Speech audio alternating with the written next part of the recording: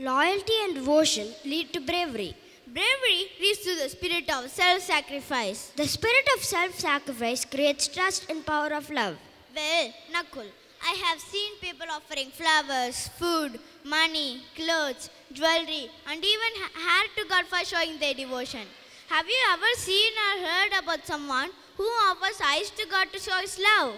What? You mean eyes? Yes. How is that possible? Let's see how it is possible. Ladies and gentlemen, here comes our students who are going to showcase their talents through a skit in Tamil highlighting the devotion of Kannappar on Lord Shiva. அன்பிலும் பக்தியிலும் ஒப்பற்றவராகிய கண்ணப்ப நாயனாரின் சரித்திர நாடகம். வேடர்களுக்கு அரசனாகிய நாகன் என்ற தலைவனுக்கும் வேட்டையாடும் கலையில் தேர்ச்சி பெற்றவளான தத்தைக்கும் மகனாக பிறந்தவரே திண்ணனாவார். இவர் குழந்தை பருவத்திலே மிகவும் வலிமை வாய்ந்தவராக இருந்ததால் இவனுக்கு திண்ணன் என்று பெயரிட்டனர். ஆண்டுகள் பல சென்றன. திண்ணனார் சிறுவயதிலேயே புலி, கரடி மற்றும் பன்றிக்குட்டிகளுடன் விளையாடி பிறரையும் மகிழ்விட்டு வில்வித்தையிலும் சிறந்து வழங்கினார். இதோ காணுங்கள் அவரின் அன்பின் மாட்சியை. தலைவரே, நம் பகுதியில் வனவிலங்கு அதிகமாகிவிட்டன. விலங்குகளின் அச்சுறுத்தல் மிகவும் அதிகமாகிவிட்டன. தாங்கள் தான் இதற்கு வழி கூற வேண்டும். வேடர்களே, எனக்கு வயதாகிவிட்டதால் இதுவரை கானகங்களை காத்து வந்த நான் வில் தொழில் ஈடுபட முடியாத நிலைமையில் உள்ளேன். ஆகையினால் என் மகன் திண்ணனை உங்கள் தலைவனாக ஏற்றுக்கொள்ளுங்கள்.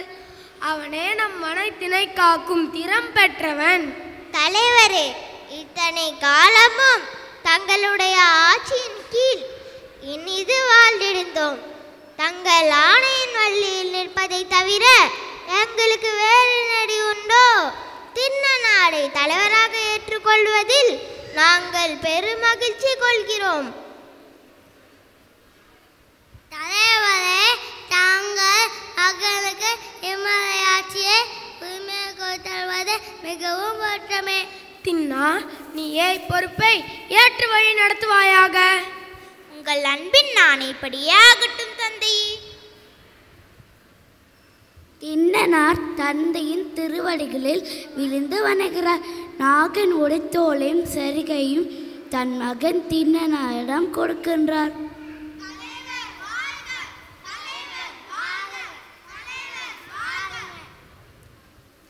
தந்தையே, தாங்கள் காட்டிய வழியில் நின்று நம் வீரர் குல காவலை மேற்கொள்வேன். அடர்ந்த வனப்பகுதியில் திண்ணனாரும் வேடுவர்களும் விலங்குகளை எல்லாம் வேட்டாடுகிறார்கள். வெகு தூரம் தொடர்ந்து ஓடி வந்ததால் எனக்கு மிகவும் களைப்பாக இருக்கிறது. நானே, இங்கு தண்ணீர் எங்கே உள்ளது? தலைவரே, மேற்கு மரசோலை கடந்து சென்றால் பொன்முகலி ஆற்றினை காணலாம். அங்கு சென்று நாம் நீர் பருகுவோம். அங்கே விரைந்து செல்வோம். நானே, அதோ பார், அழகிய சோழியுடன் ஒரு மலை இருக்கிறது. அங்கே செல்வோம், வா. அங்கு சென்றால் நாம் அழகான காட்சியெல்லாம் காணலாம். மலை மேல் குடுமிதேவர் இருப்பார், அவரை வணங்கலாம். குடுமிதேவர் இருக்கும் இடத்திற்கு என்னை அழைத்து செல்வாயா? அப்படியே செய்கிறேன் தலைவரே. காடனே, இங்கு நெருப்புண்டாக்கி வேட்டையாடின விலங்குகளை எல்லாம் சமைத்து வை. நாங்கள் மலைக்கு சென்று விட்டு வந்து விடுகிறோம். அப்படியாகட்டும் தலைவரே.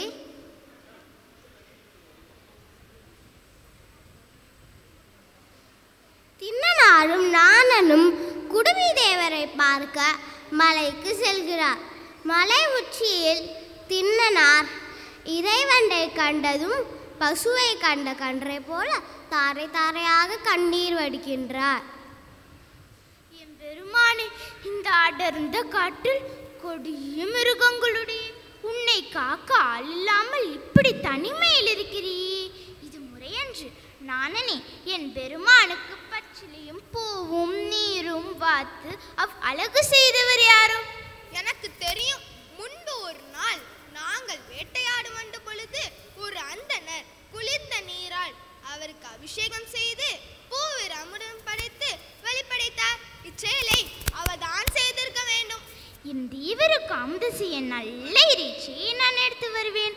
ஆனால் என்னால் இவரை பிரிந்து செல்ல இயலவில்லையே.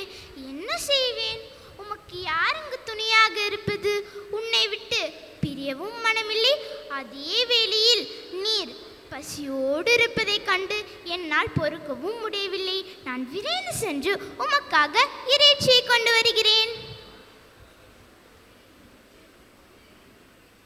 தலைவரே, தங்கள் வேட்டையாடியதை சிறப்பான முறையில் சமைத்து வைத்துள்ளேன். மலைக்கு சென்ற நீங்கள் திரும்பி வர ஏன் இவ்வளவு தாமதம்?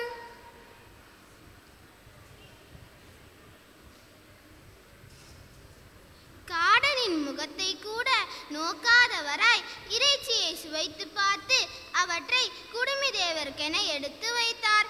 அவர் பசியை சற்றும் உணராதவராய் குடுமி தேவருக்கு அமுது சேவிக்கும் நோக்கிலேயே இருந்தார். நானனே, என்ன நடக்கிறது? ஏன் நம் தலைவர் இவ்வாறு உள்ளார்?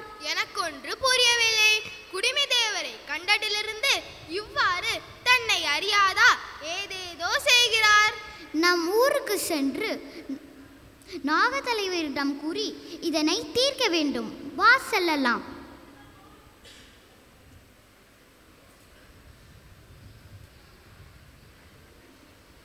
திருமஞ்சனம் செய்ய எண்ணி தமது தூய வாயினில் பொன்முகிலி திருநதியின் தூய நீரினை கொண்டும் மறித்த திருப்பள்ளி தாமங்களை தமது தலையிலே செருகி கொண்டு வராய். குடுமித்தேவரை நோக்கி விரைந்து வருகிறாய். இறைவன் மிகவும் பசியினால் இழைத்து விட்டனரோ என்று தம் புனித வாயிலிருந்து தலைமையை கொண்டு வந்த திருப்பள்ளி தாமத்தை அவரின் திருமுடியின் மீது சாத்தினார். தன் அன்போடு கொண்டு வந்த ஊனமுடை ஏற்று அருளுமாறு வேண்டினார். பிறகு மனமில்லாமல் அவரை விட்டு பிரிந்து செல்கிறார். அப்பொழுது சிவாச்சாரியர் வருகிறார்.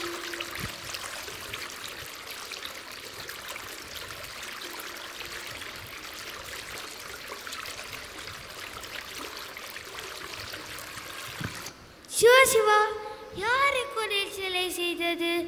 வேடர்களின் செயலாத்தான் இருக்க வேண்டும். அப்பரே, இதோ நீர் கொண்டு தூய்மை செய்கிறேன்.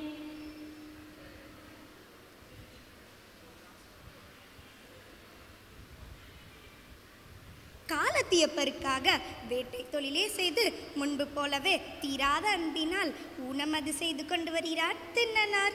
சிவாச்சாரியார் திண்ணனார் செய்யும் பூசையில் மிக தளர்வுடைந்தார். அதனை தீமை என்று எண்ணி மனம் வருந்துகிறார் சிவாச்சாரியார். சிவாச்சாரியார் உறங்கிக் கொண்டிருக்கும் பொழுது அவருடைய கனவில் இறைவன் தோன்றி, அன்பனே, நீ அவனை வாழ்த்தல் வேடுவன் என்று நினையாதே. அவனுடைய செயல்களை நீ நாளை எமது பிற்பக்கத்தில் அறிந்திருந்து பார் என்று சொல்லி மறைந்தார்.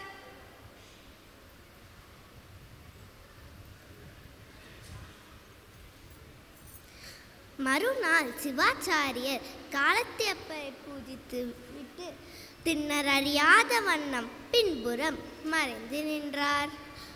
திண்ணர் முன்பு போலவே ஊனமுது படைக்கிறார். அப்பொழுது காலத்தியாரின் திரு கண்களிலிருந்து குருதி பீரிட்டு வழியின்படி செய்கிறார்.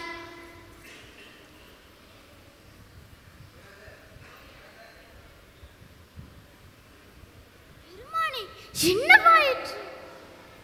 நான் என்ன செய்வேன்? யார் அதை செய்தது? கவலைப்படாதீர்கள். வனத்தில் உள்ள மூலிகை மருந்துகளை எல்லாம் தேடிக்கொண்டு வந்து உமது கண்ணல் வலியும் குருதியை நிறுத்துவேன்.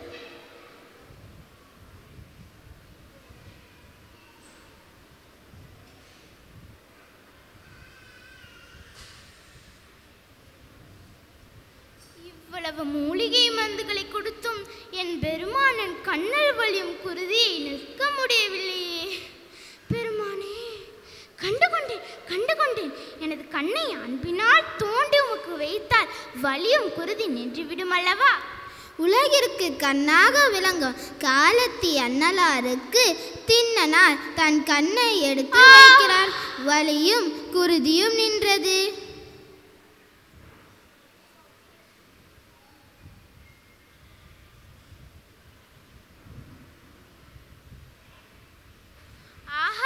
ஆனந்தம்! என் இறைவனின் கண்ணல் வலியும் குருதி நின்றது. திண்ணனாரின் அன்பினை மேலும் உலகிற்கு காட்டும் பொருட்டு இடக்கண்ணில் இருந்தும் செங்குருதி பாய்ந்து வர செய்தார்.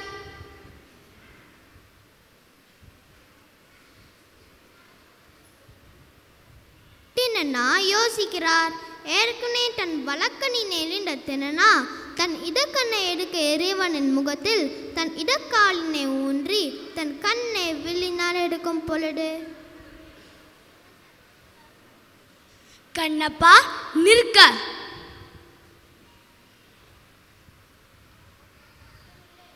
இறைவனே, கண்ணப்பரின் அன்பை கண்ணேன் ஆனந்தம் கொண்டேன். கண்ணப்பா, உன் அன்பினை இவ்வுலகிற்கு எழுத்துக்காட்டாக இருக்கவே இவ்வாறு செய்தோம். எப்போதும் எம்மை விட்டு அகலாதே, எமது இடது பக்கத்தில் நிற்பாயாக. தானங்களில் சிறந்தது எவ்வளவோ உண்டு. ஆனால் அக்காலத்தில் தன் கண்ணையே இறைவனுக்கு தானமாக தந்த பெருமை நம் கண்ணப்பரே சாரும். ஆதலால் நம் வாழ்வில் உண்மையான பக்தியுடன் இருந்து இறைவனின் அருள் பெற்று வாழ்வோமாக. நன்றி.